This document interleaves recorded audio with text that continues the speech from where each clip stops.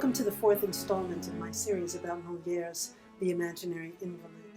I'm Mechele Leon of the University of Kansas. I directed a production of this classic comedy for the University Theater in 2016. The clips you'll see are from that production. The Imaginary Invalid is in a form that Molière pioneered, the comedy ballet. This is a kind of prototype of musical theater, except the play is separate from the music and the dance interludes. And the story of the play and the interludes are typically parallel, not intertwined. So in The Imaginary Invalid, the play itself has 3 acts, preceded by a ballet prologue and 3 musical sequences following each act. The third one, which comes at the end of the play, is described as a, quote, burlesque ceremony making a man into a doctor. Now, Molière's comedy ballets can often be produced as plays in themselves without their musical elements. And that's true for Imaginary Invalid, except we cannot do without that burlesque ceremony at the end of the play, because it concludes the plot, which is as follows. Argan allows his daughter Angelique to marry Clitandre, but that leaves him with the problem that began the play. Argan wants a doctor in the family. So Argan's brother Berald comes up with a great solution. He suggests that Argan himself become a doctor.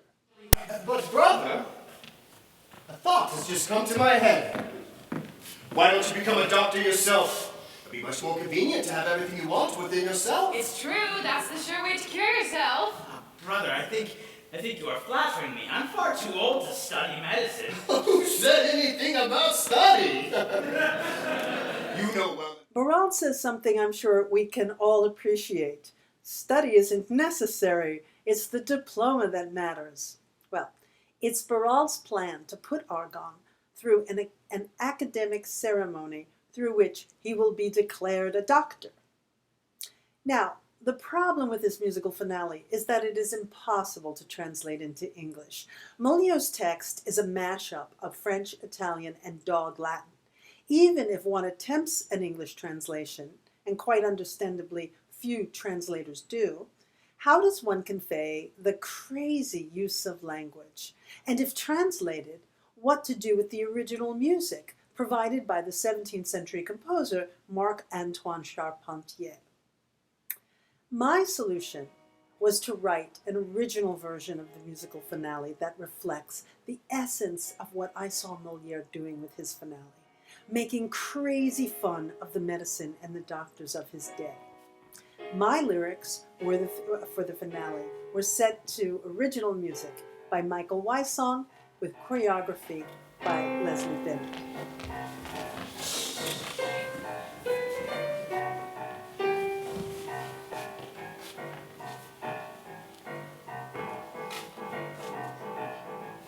Multo learned professors, trade distinguished doctors of faithful executioners, practitioners, of our esteemed profession, that honorable invention, medicine, medicina, medicinum.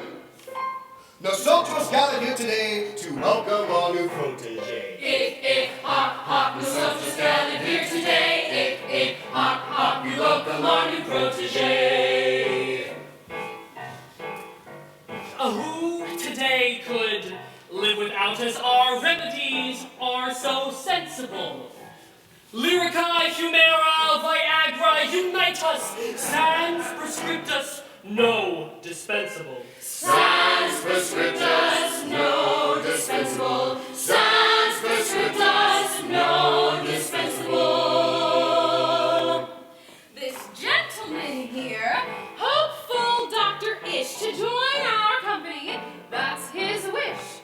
We must now examine him, test his knowledge and acumen, to see if his abilify is worthy-ish. To see if his abilify is worthy-ish. To see if his abilify is worthy-ish. Stroke, clavic, Xanax, Tamiflu. Superbody, Xanax, Tamiflu. Superbody, Xanax, Tamiflu. Superbody.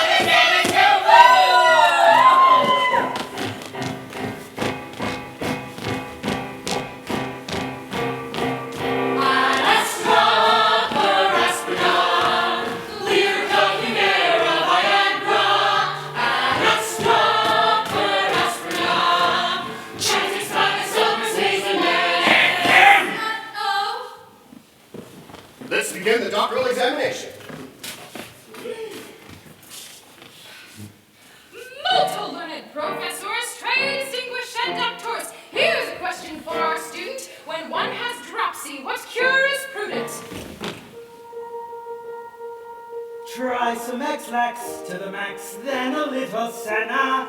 Let him bleed, but not too much, that's sure to make him better. Better, what is doing? Give that man a kick. Hey, doctor, what a doctor, you'll be one today. Most learned professors, truly distinguished doctors, I ask a question problematic. Tell me how to treat the asthmatic.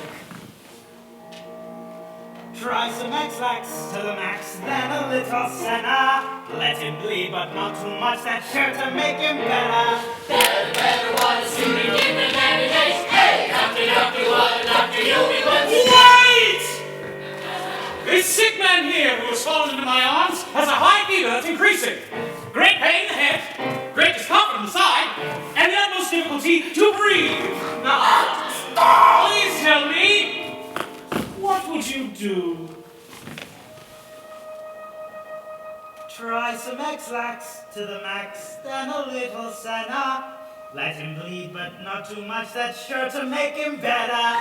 What would you do with a rheumatic? I'd make him asymptomatic. What if he had diphtheria? I'd send him to Siberia. Supposing you found tuberculosis. I'd kick it right in the assmosis. Had a relapse? Rinse and repeat. Do you swear to uphold our statutes as the faculty has prescribed with good sense and judgment? I swear. To follow in all consultations and received ideas, whether they are good or bad. I swear. To never take any remedy that does not come from us, even if the sick man falls low and dies of his illness. I swear. And now, the oath of hypocrisy. I solemnly swear I solemnly swear to uphold this statement. to uphold this statement. First, do nothing First, do nothing without payment. without payment. We solemnly uphold our statement. First, do nothing without payment.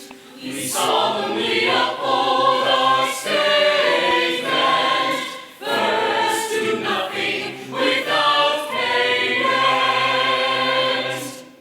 Then, as Dean of the Faculty of Doctors, in the county and the land of Douglas, I welcome you most regally. But you have to do it legally. Yes, there's one thing that they have that you have not got, a diploma.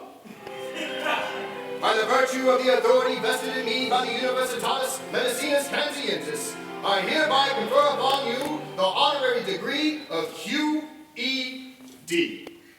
QED? Doctor of Quackology. Oh, joy!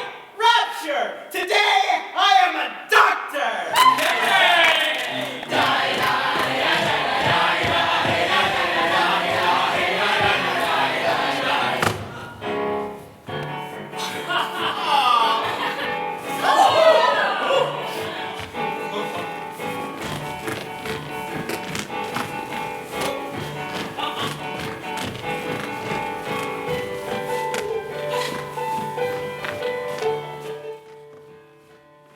In formulating this ending, I had the creative team look at clips of Marx Brothers movies, like the Duck Soup Going to War musical number or Hooray for Captain Spaulding. There's a kind of delirious, nonsensical humor in Molière that we can access by thinking about him in more contemporary terms, and the Marx Brothers are a great example. While what is not humorous is that Molière died shortly after the fourth performance of this play in February 1673.